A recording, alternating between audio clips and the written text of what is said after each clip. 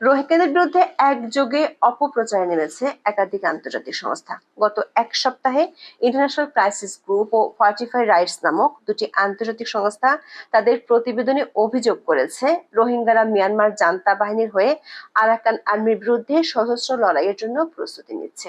দুটো প্রতিবেদনেই রোহিঙ্গাদের সশস্ত্র গোষ্ঠীগুলোকে মাদক পাচার ও সংঘাতের জন্য দায়ী করা হয়েছে। আরো গুরুতর অভিযোগ করা হয়েছে কক্সবাজারের ক্যাম্পগুলো থেকে রোহিঙ্গাদের সশস্ত্র প্রশিক্ষণে যেতে সাহায্য করছে বাংলাদেশের নিরাপত্তা বাহিনীগুলো। অথচ রাখাইন রাজ্যে রোহিঙ্গাদের উপর আরাকান আর্মি জাতিগত নিধন চালাচ্ছে। আরাকান আর্মির নৃশংসতায় গত 10 মাসে 2 লাখের মতো রোহিঙ্গা প্রাণ বাঁচাতে বাংলাদেশে পালিয়ে এসেছে। আন্তর্জাতিক সংস্থাগুলো তাদের রিপোর্টে রোহিঙ্গাদেরকে বিচ্ছিন্নতাবাদী বললেও আরাকান আর্মির এই জাতিগত নিধন নিয়ে কোনো সমালোচনা করছে না। উল্টো নন স্টেট অ্যাক্টর হওয়া সত্ত্বেও আরাকান আর্মিকে সাহায্য করার পরামর্শ দিচ্ছে বাংলাদেশ সরকারকে, যেটি করলে বাংলাদেশ জড়িয়ে যেতে পারে আঞ্চলিক প্রক্সি যুদ্ধে। প্রশ্ন হলো, কেন আন্তর্জাতিক সংস্থাগুলো আবারও রোহিঙ্গাদের বিরুদ্ধে অপপ্রচার চালাচ্ছে আর আরাকান আর্মির পক্ষে সাফাই গাইছে? দেশের ভিতরে ব্যাপক সমালোচনার কারণে বাংলাদেশের অন্তর্বর্তী সরকারের পক্ষে রাখাইনে মানবিক করিডোর দেয়া এক প্রকার অসম্ভব হয়ে দাঁড়িয়েছে।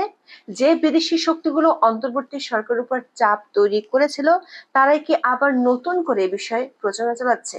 সূত্রের আভাস, আগামী সেপ্টেম্বরের মধ্যেই আবার আলোচনায় আসতে পারে Rakhine corridor issue.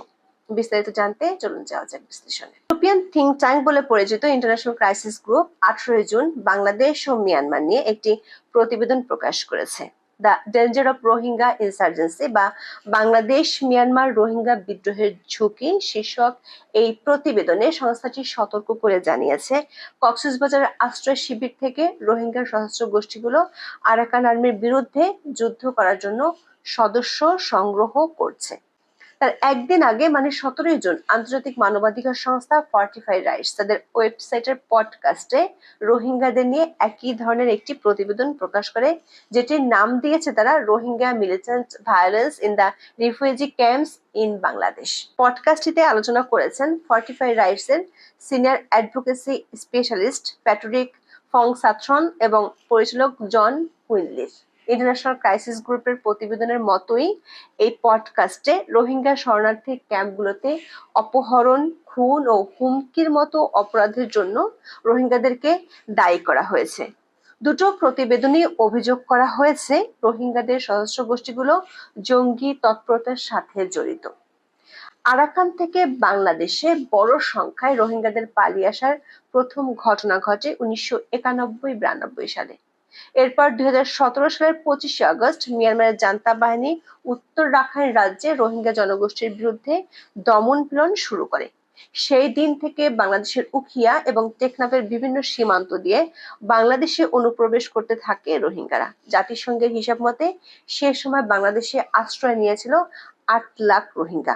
Cox's Bazar, Ukhia, টেকনাফের 33টি আশ্রয় শিবিরে বর্তমানে নিবন্ধিত রোহিঙ্গার সংখ্যা 12.5 লাখ। ক্রাইসিস গ্রুপের প্রতিবেদনটিতে অভিযোগ করা হয়েছে, এসব শিবির থেকে রোহিঙ্গা সীমান্তে বিভিন্ন সশস্ত্র ক্যাম্পে যোগ দিচ্ছে কিংবা তাদের অনেককে যোগ দেওয়ার জন্য বাধ্য করা হচ্ছে। সংস্থাটির প্রতিবেদনে বলা হয়েছে, রোহিঙ্গাদের 3টি সশস্ত্র সংগঠন আছে। একটি হলো রোহিঙ্গা সলিডারিটি অর্গানাইজেশন বা আরএসও, যেটি 1982 সালে গঠিত হয়েছিল। মাঝখানে এদের কার্যক্রম স্থগিত হয়ে গেলেও 2022 সাল থেকে এরা বেশ সক্রিয় হয়ে ওঠে। 2017 সালে রোহিঙ্গাদের উপর বর্বরোচিত হামলার পর আরাকান রোহিঙ্গা স্যালভেশন আর্মি বা আরসা গঠিত হয়। এছাড়া আছে আরাকান রোহিঙ্গা আর্মি বা এআরএ। এই গ্রুপগুলো এতদিন জান্তা সরকারের বিরুদ্ধে ছিল। বিশেষ করে 2017 সালে রোহিঙ্গা নিধনের পর থেকে তারা লড়ছিল স্বাধীন রোহিঙ্গা ভূমির জন্য। কিন্তু মিয়ানমারের বৌদ্ধ ধর্মাবলম্বী বিদ্রোহী সশস্ত্র গোষ্ঠী আরাকান আর্মি 2023 সালের নভেম্বরে মিয়ানমার জান্তা বাহিনীর বিরুদ্ধে সশস্ত্র সংগ্রাম শুরু করে। 2025 সালের মার্চের মধ্যে তারা রাখাইন রাজ্যের 17টি টাউনশিপের মধ্যে 14টি দখল করে নেয়। বাংলাদেশ মিয়ানমারের 271 কিলোমিটার সীমান্ত এখন এই সশস্ত্র গ্রুপটির দখলে। ক্রাইসিস গ্রুপের প্রতিবেদনে বলা হয়েছে, আরাকান আর্মি মিয়ানমারের জান্তা বাহিনীকে হটিয়ে রাখাইন রাজ্যের উত্তরাঞ্চলের একটি বড় অংশ নিজেদের দখলে নেয়ার পর সেখানকার রাজনৈতিক পরিস্থিতি নাটকীয়ভাবে পরিবর্তিত হয়েছে। 2024 সালের ডিসেম্বরে মংডু টাউনশিপের পতনের আগেই রোহিঙ্গা সশস্ত্র গোষ্ঠীগুলো তাদের অবস্থান পরিবর্তন করতে শুরু করে। 2024 সালের নভেম্বরে তারা সমঝোতায় পৌঁছায় এবং পরের মাসে আশ্রয় শিবিরে একটি বিশাল ঐক্য সমাবেশ করে। রোহিঙ্গাদের সশস্ত্র গ্রুপগুলো নিজেদের মধ্যে অন্তর্দ্বন্দ্ব ভুলে গিয়ে এক হয়ে যায়। এরপর থেকে তারা জান্তা সরকারের হয়ে আরাকান আর্মির বিরুদ্ধে লড়ছে। এমন পরিস্থিতিতে সংস্থাটির প্রতিবেদনে অভিযোগ করা হয়েছে বাংলাদেশ নিরাপত্তা বাহিনীগুলোর সহায়তায় রোহিঙ্গা ক্যাম্প থেকে এমন তৎপরতা চলছে। তবে বিবিসি বাংলার কাছে শরণার্থী ত্রাণ ও প্রত্যাবাসন বিষয়ক কমিশনার মোহাম্মদ মিজানুর রহমান এই অভিযোগটি একেবারেই উড়িয়ে দিয়েছেন। ক্রাইসিস গ্রুপ বলছে আরাকান আর্মির বিরুদ্ধে রোহিঙ্গা সশস্ত্র গোষ্ঠীগুলোর এমন বিদ্রোহ সফল হওয়ার সম্ভাবনা কম, বরং এর ভয়াবহ পরিণতি হতে পারে। এর ফলে আরাকান আর্মির সাথে বাংলাদেশ সরকারের যে আলোচনা শুরু হয়েছে সেটি ভেস্তে যেতে পারে। প্রায় 10 লাখ রোহিঙ্গার প্রত্যাবাসনের সম্ভাবনা আরো অনিশ্চিত হয়ে পড়বে। দর্শক, European think tank crisis group এবং ফর্টিফাই রাইটস বলছে রোহিঙ্গাদের সংগঠনগুলো মাদক পাচার, খুন ও অস্ত্র ব্যবসার সাথে জড়িত।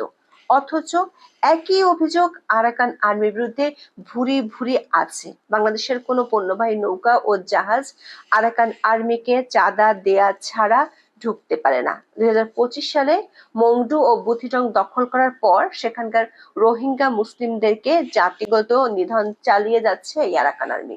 প্রাণ ভয়ে প্রতিদিনই রোহিঙ্গারা পালিয়ে বাংলাদেশে ঢুকছে। সবশেষ 20 জানুয়ারি দৈনিক সমকালের প্রতিবেদনে এমন তথ্য জানানো হয়েছে। 5 মে দৈনিক প্রথম আলোর এক প্রতিবেদনে বলা হয়েছে নতুন করে 1,18,000 রোহিঙ্গা বাংলাদেশে ঢুকেছে যারা নিবন্ধনের জন্য আবেদন করেছে। 9 মে বিবিসি বাংলার এক প্রতিবেদনে বলা হয়েছে রাখাইন রাজ্যে রোহিঙ্গা মুসলিমরা যে এখন থাকতে পারছে না তার জন্য দায়ী আরাকান আর্মির নির্যাতন। অথচ আন্তর্জাতিক সংস্থাগুলোর প্রতিবেদনে মিয়ানমারের সশস্ত্র গোষ্ঠী আরাকান আর্মিকে নিয়ে কোনো নেতিবাচক প্রতিবেদন দেখা যায় না।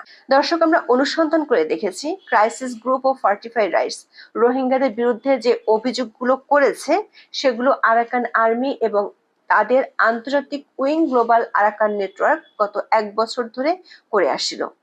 গ্লোবাল আরাকান নেটওয়ার্ক গত বছরের জানুয়ারির পর থেকে অভিযোগ করে আসছে বাংলাদেশের নিরাপত্তা সংস্থাগুলো রোহিঙ্গাদের সহায়তা করছে এবং রোহিঙ্গারা মিলিটেন্সি বা জঙ্গি তৎপরতার সাথে জড়িত। দর্শক, খেয়াল করে দেখুন, আরাকান আর্মি যখন সশস্ত্র সংগ্রাম করছে সেটিকে আন্তর্জাতিক সংস্থাগুলো বলছে নিজেদের ভূমির জন্য লড়াই করছে, অথচ রোহিঙ্গারা একই দাবিতে লড়লে সেটি হয়ে যাচ্ছে জঙ্গি তৎপরতা। দুটি সংস্থাই দাবি করেছে আরাকান আর্মির বিপক্ষে গেলে রোহিঙ্গাদের প্রত্যাবাসন কঠিন হয়ে যাবে, অথচ জাতিসংঘ বলছে মিয়ানমার সরকার সম্মত না হলে কখনোই রোহিঙ্গাদের ফেরানো যাবে না, যে কারণে ডক্টর ইউনূসের 1 বছরের মধ্যে রোহিঙ্গাদের ফেরত পাঠানোর স্বপ্ন দিবা স্বপ্নই থেকে গেছে। আবার এরই মধ্যে আরাকান আর্মির সাথে আলোচনার করায় প্রতিবাদ জানিয়েছে মিয়ানমারের জান্তা সরকার।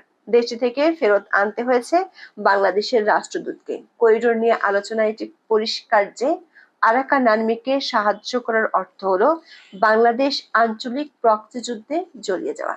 অথচ ক্রাইসিস গ্রুপের রিপোর্টে রাখাইন রাজ্য নিয়ে মিয়ানমার, চীন, ভারত ও রাশিয়ার যে স্বার্থ জড়িত আছে সেটির কথা আনাই হয়নি। ক্রাইসিস গ্রুপ উল্টো বাংলাদেশ সরকারকে পরামর্শ দিয়েছে আরাকান আর্মির সাথে আলোচনা করতে এবং তাদের লড়াইয়ে সহায়তা করতে। প্রশ্ন হলো